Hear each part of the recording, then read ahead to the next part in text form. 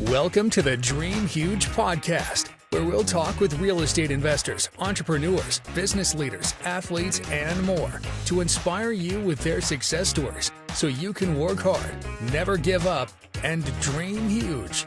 And now, let's start the show.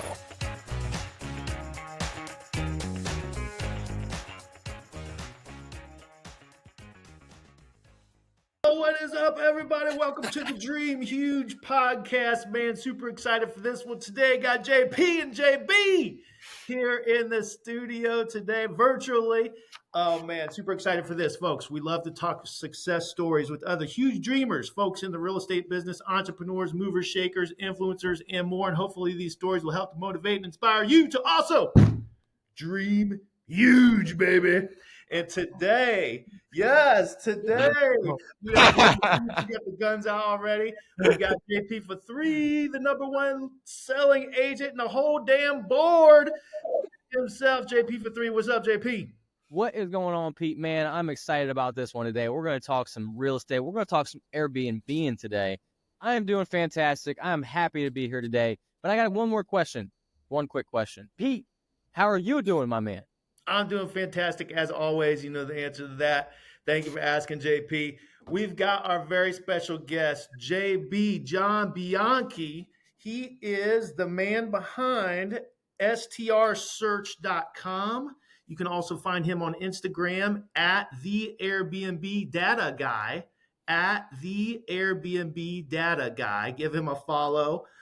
He's got some great content on there, and their tagline on his website: give us 60 days to find you a high cash flowing Airbnb property guaranteed. So John Bianchi, let's dive right into it. Tell us what you do and how you help folks find those Airbnbs. First off, this is the most fun podcast intro I've ever been a part of. I have been on so many freaking podcasts, and this was a ton of fun. So I'm looking forward to this a lot. I'll try and match that energy. I'm looking forward to it. But yeah, guys, I mean, what I do is I find people high cash flowing Airbnbs. It's just what I know how to do. I developed a skill of being able to analyze the data that's on AirDNA to be able to figure out where to go, where not to go. Studied over 350 plus markets, found a handful of markets that I think have the best cash flowing opportunities.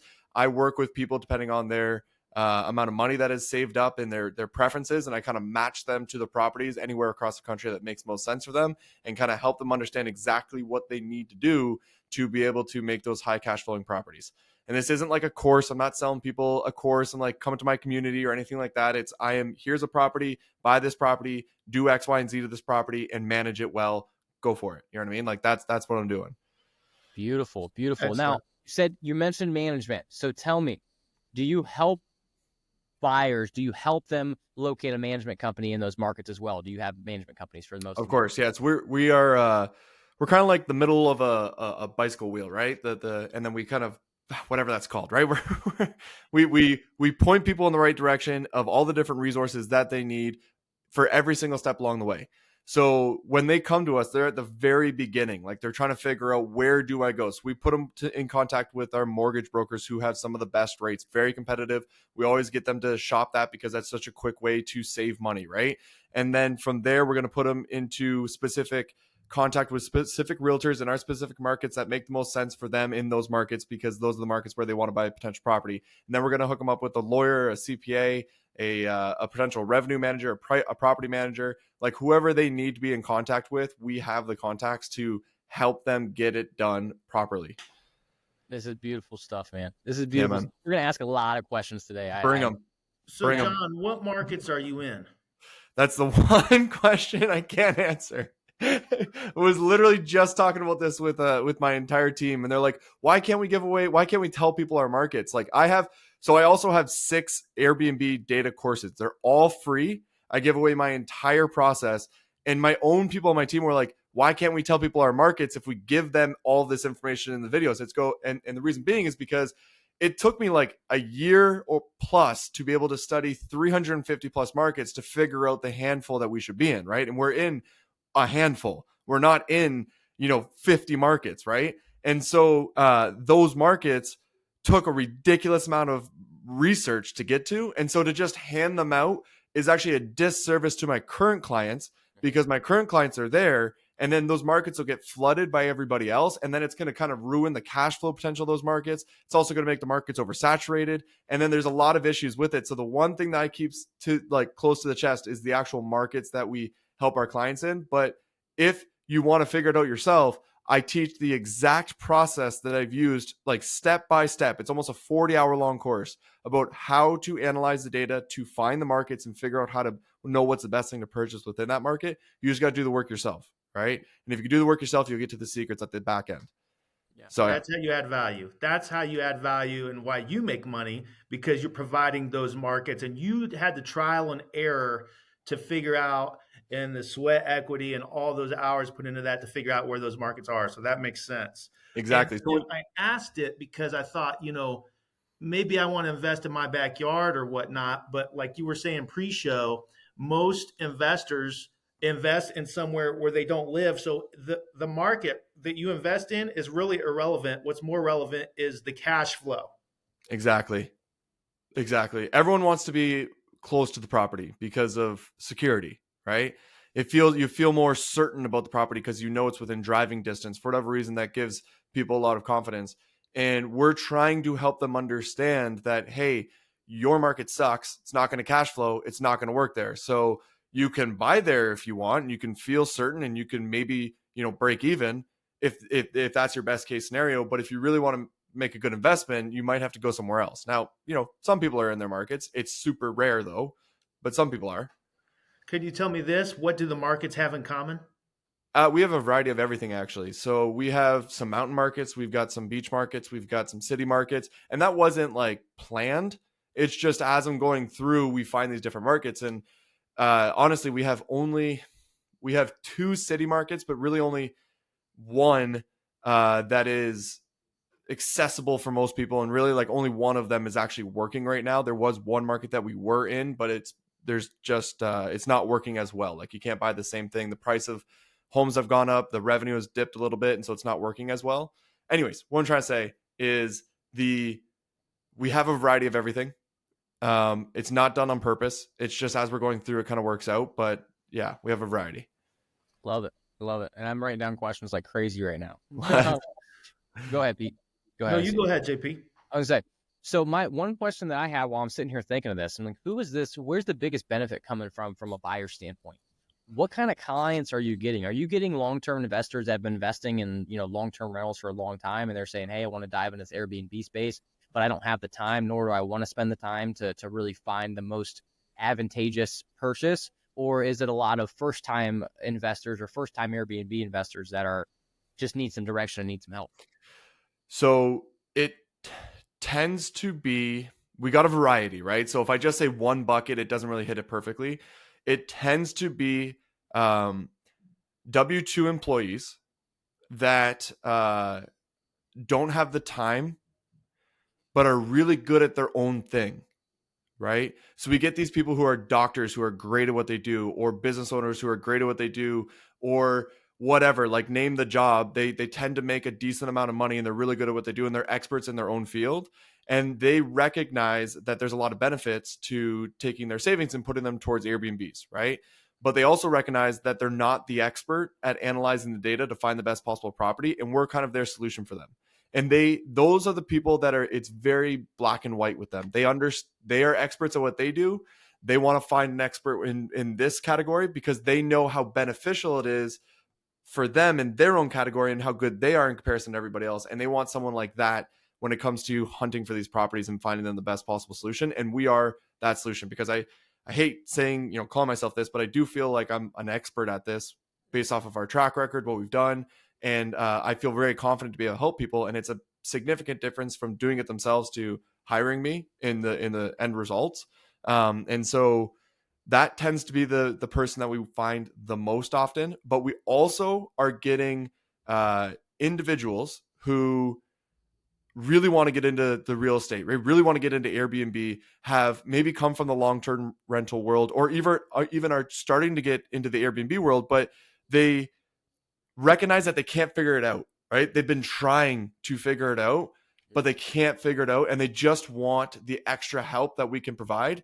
And really what we're really doing is giving them a lot of confidence, right? Because they may be investing their family's money, right? Like they have their dad's money or their uncle's money or someone like that, their money and their uncle's money, and they're bringing it together, and they don't want to screw up on the purchase and buy the wrong home that's not going to cash flow, and they throw $50,000 into amenities and furniture, and then they break even for 2 years straight and have to sell the property and lose the $50,000 they put into furniture and amenities, right? And so they don't want to make that mistake, and so then it makes more sense to hire us in that case. So those are the two main categories of clients that we're working with right now. Beautiful. Yeah, and I'm seeing a lot in our market right now. I mean, we've got a fairly good Airbnb market. A lot of it's not vacation home like though. It's more or less contractors, doctors, traveling nurses, etc. But I've sold maybe 3 or 4 Airbnbs in the last couple months, from clients on the selling side. So I can see our market start to get saturated. 2 other questions I had based on this stuff and from a buyer standpoint. And if you know this, what is like the average, I guess, upfront initial investment for a buyer? And then as well, how are if you're allowed to share, how are you guys getting paid through the process? You're getting paid by the people you're subbing things out to. You're getting paid directly from that buyer. How does that process look?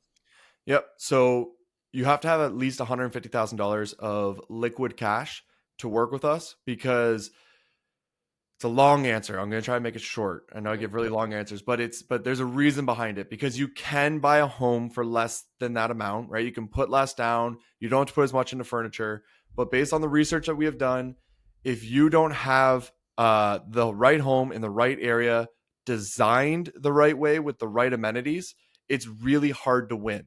Okay. Now, not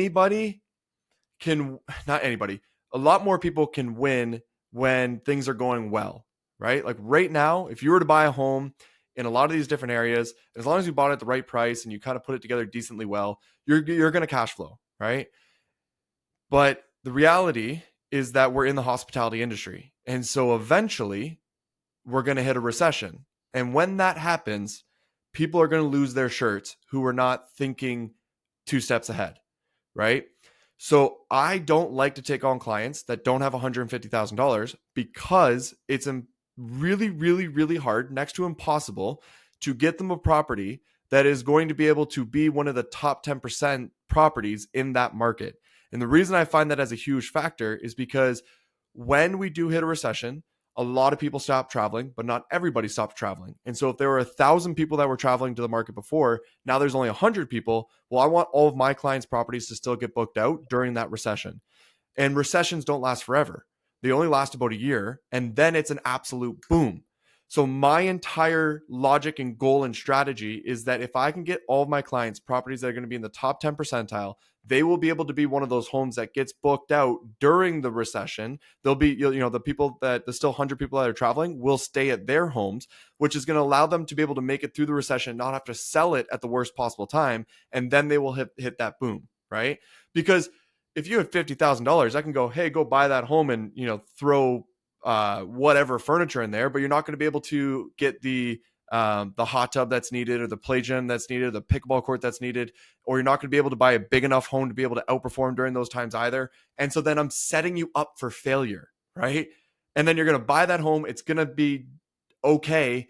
You'll make a little bit of money, and then you'll lose your shirt as soon as we hit the recession, right? Which has happened to people left, right, and center. And it's not going to happen to my clients, because we have a 100% success rate right now, and I want to keep that going even through the recession. So anyways, that's the long answer to that one.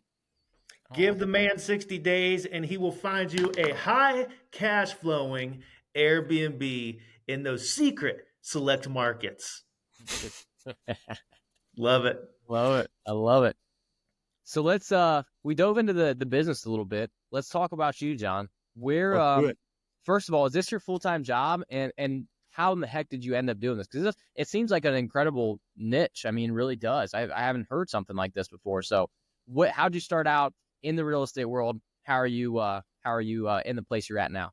So used to be a financial advisor, built up a business doing that. The really boring stuff, right? Somebody comes with your retirement plan, you put it into mutual funds. It's like cut and dry, nothing really interesting. It was a great learning curve. It was a business I could get started without any capital, but I got outrageously bored of it and wanted to move on and wanted to build something that was a business that could continue to scale past myself, right? for whatever reason, Airbnbs intrigued me. And I thought that, what if I got 100 of these and turned it into something? And so I raised some money and went and opened up some properties in Chicago through the rental arbitrage property management style, right? So I wasn't actually owning them. I was just renting. Yep. I was going to have you explain that a little bit. Rental Yeah. Okay. arbitrage for our listeners. Yeah. Okay. Sure. So renting is when you rent somebody's home long term and then you turn it into an Airbnb.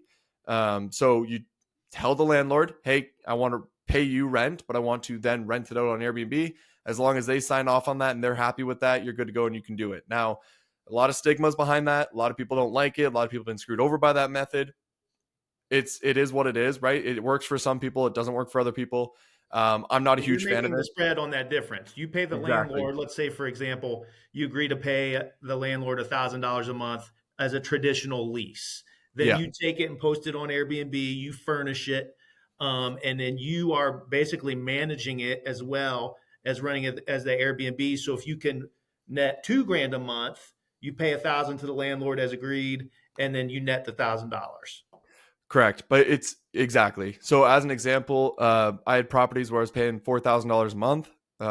And the expenses in total were around 80,000, right? So including the cleaning, utilities, internet, everything. But I was walking away with, the properties were making anywhere from $100,000 to $120,000 throughout the entire year. So per property, I was walking away with like $20,000 to $40,000, right? And so that's the idea there. Again, Beautiful. yeah, a lot of stigma around that one, and it's honestly like I unless the property makes an outrageous amount of sense, I wouldn't do it ever again because it's a bad long-term business. Somebody else owns the real estate. You got to keep that other person happy. You've got these you have no control over this thing that you just dumped a whole bunch of money into on the furniture, and the furniture is depreciating asset. And so then all of a sudden, you put it in there, it's worth next to nothing afterwards. And so there's just so many issues with rental arbitrage in my mind, but there are some deals where I had one deal that made $40,000 a year. And would I throw $10,000 into that one again? Sure. You know what I mean? That's it. I got my money back in year one. If I lose it in a year or two because the landlord's pissed off for whatever reason, so be it. But anyways, it's just not my number one recommendation nowadays. But it does help you get into the industry for significantly less cash in comparison to the 150 you got to have to be able to work with someone like myself, right? So anyways, with that being said, I opened up all these places in Chicago and we got it going. And then COVID came around and wiped all that out, right? So overnight, all the bookings gone, still had $30,000 to $40,000 of expenses on a monthly basis and had to turn them all back into long-term rentals really quickly. Luckily was able to, and then I had all these contracts. So I still owned the contracts. So I sold off all the contracts that I had and kind of just walked away. But it walked away from the Airbnb industry. People always talk about Airbnb fatigue. That is a real thing. You just get exhausted from hosting. And so, it felt like I was done with the industry. But I had one little thing that I put out there, which was about how to understand Airbnb data, right? My process. Because I knew I was doing it a little bit better than other people. I had some people tell me that. And so I made a little free course through it on YouTube. From that, a ton of people started reaching out, asking for help. And at the time I was doing something completely different. Right. And I was just starting to do this on the side. And then I kept doing it so often because so many people were reaching out and I was getting referrals and I'm an opportunist. Right. So it's how do I turn this into something? Right. What is the most common thing coming through? How can I make this more repeatable? How can I prove this? And it just kind of kept building from there. Then I got the contract with TechVestor, which is the largest. They are now the largest short-term rental investment fund in America, bought over 150 properties, raised over $80 million just in the last 2.5 years.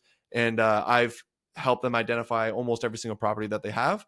And we have a 100% success rate on all of those properties. And, from there, I got rid of the exclusivity contract that I had with them and opened it up to be able to work with retail people. And now we are working with a whole bunch of retail people. But that's really how we got started, is that one business failed to kind of shine the light on another business that I was better suited for. And now I kind of see myself as Levi Jeans to the gold rush, right? It's a service to this industry. With that being said, I still want to own a whole bunch of Airbnbs as time goes on, but I'm just being more strategic with them as I go. So yeah, said a lot there. So yeah, strsearch.com. I'm assuming that stands for short-term rental. Yep. Search.com. Also on Instagram again at the Airbnb Data Guy. Not .com, just Instagram at the at the Airbnb Data Guy. Yes, sir. Great Also stuff. YouTube. You can look up at the Airbnb Data Guy on YouTube. I've got ridiculous amount of resources and free courses all on YouTube. Everything I do educational wise is free. So it's all out there. Love it. Love it. So I talk to some schools. I get a lot of kids that reach out to me about real estate, and I tell them all the time, so you can take something from every experience you have in life. And you did exactly that, John. You took experiences from what you did on the Airbnb side. Now you've turned it into a full scale business. Yep. Now, granted, I know, and with businesses, there's always some term or some sort of long-term plan or exit strategy. What does that look like for you if you have one? Like, do you plan to run this thing for another 10, 15 years and then say, okay, let's find a buyer for it, or do you even have that in place yet? I do not plan on selling it. To be honest, I want to do this for as long as I possibly can. This is what I thrive on. There's a couple of other businesses that I built up, and then I always had in the back of my mind, like, oh, I'm going to sell this, or I'm going to be done with it, or I'm going to move on from it.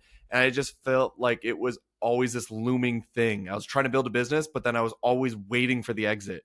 You know what I mean? And that's like the worst mindset to have when you're trying to build a business. And so personally, for me anyways. Yeah. And so I told myself whatever I was going to do next, I wanted to do forever.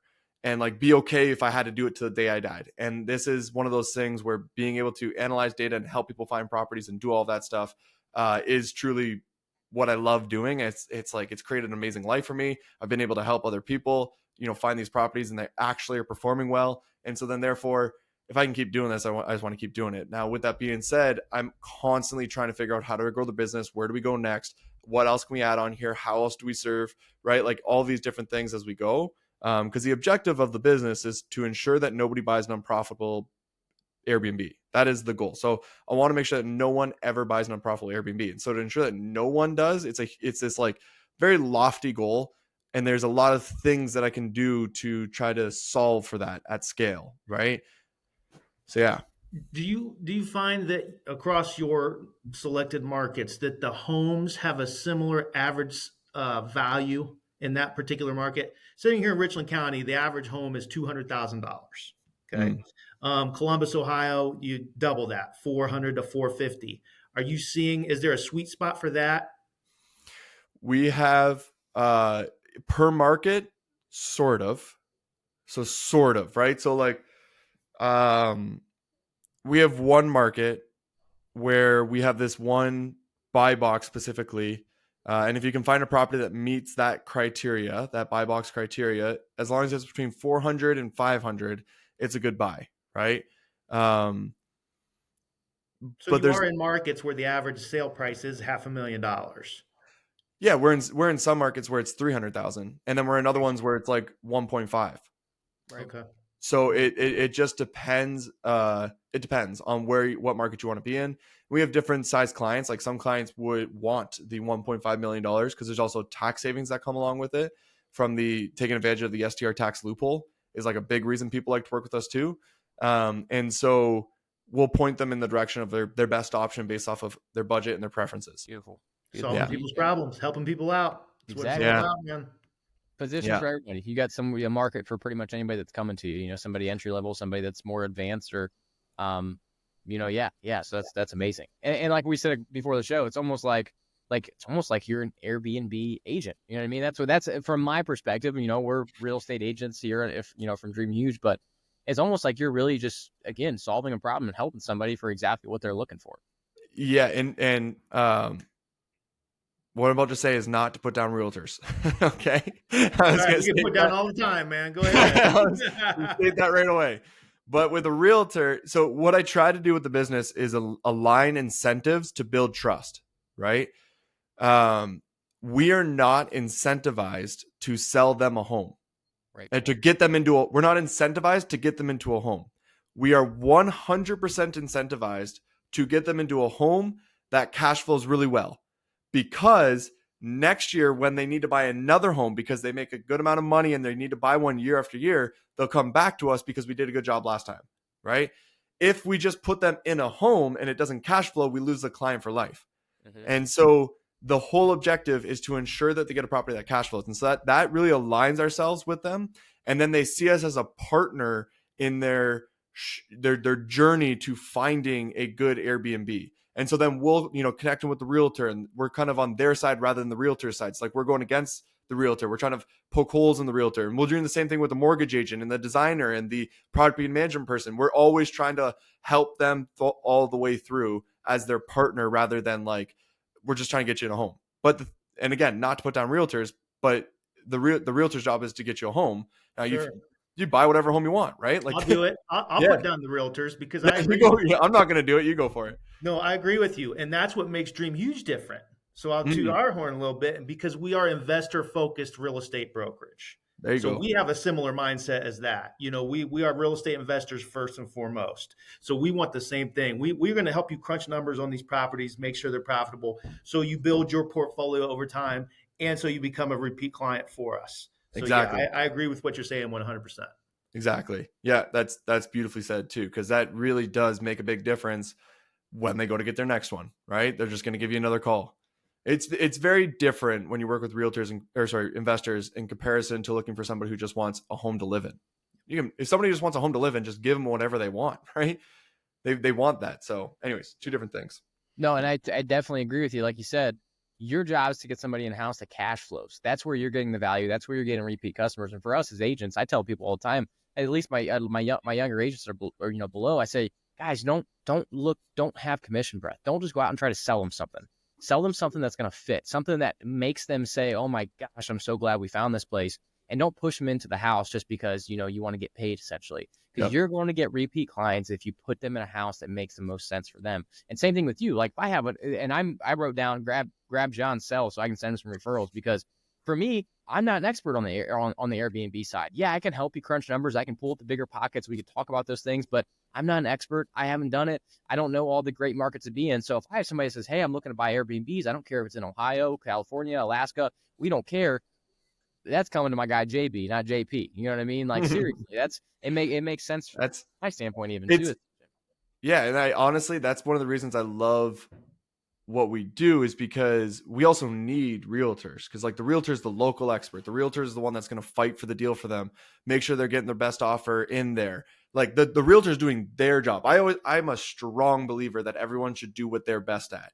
And if you can build a team of people just doing what they're best at, what it produces is beautiful, right? And like we're really, really good with data. I have an ex-Google guy on my team. We just hired another analyst who manages the marketing data for a company that spends $100 million a month, on advertising, right? And he's like taking in their data and making sense of it. Now he's working with us to take in the data to help our clients. And another guy who we just hired contractually, who's worked with like Starbucks, Coca-Cola, and all these other big brands, right? And so I'm trying to bring this like powerhouse of analysts to our clients and guide them into like the best possible options. And I know that if we just keep doing that year after year, it's just going to get better. But we suck as realtors, right? Like we suck at showing them the property and doing these little things that realtors do, not little things, but the things that realtors do, right?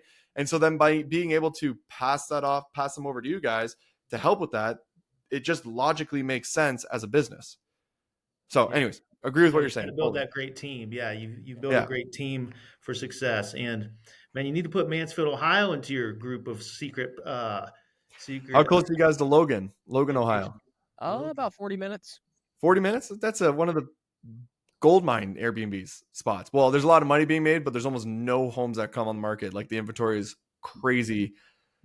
It's bad. The inventory is bad. So maybe we could talk afterwards about if you guys see off market deals coming through Logan and what's the national park called there? Allen Creek, right? No, the national park, Ohio National Park. What is that? I'm talking a little bit out of there. No, all right. We'll figure it out. We'll get you here. No worries. We need more investors here. The more, the better. In an Airbnb in Logan this weekend. Are you really? Hocking Hills. Hocking Hills. There we go.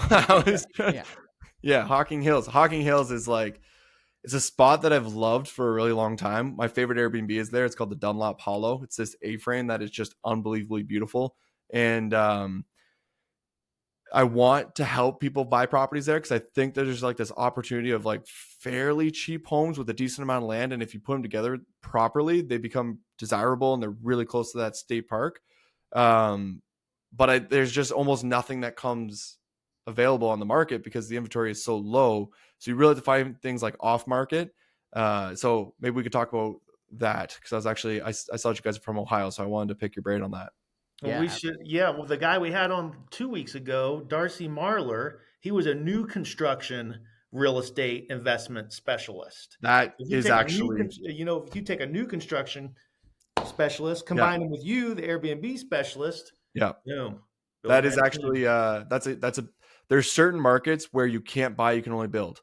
And because the home prices on the market are like 800,000, but you can build for 500,000, right? Which is obviously a great thing to do because of all the equity getting there. Now, mind you, I'm making up those numbers. I'm sure it's really hard to find those markets, but the reality is that if you can build for less, then it actually works as an Airbnb because your expenses are so low. But if you buy it on market, the mortgage is too high and it kills the cash flow. So it's almost like some markets you have to build in. And I'm almost positive, Logan, and that, Hocking Hills area is a market where you have to build in if you want to stay competitive. So would very much so be interested in talking with that guy. There we go. Yeah. Excellent.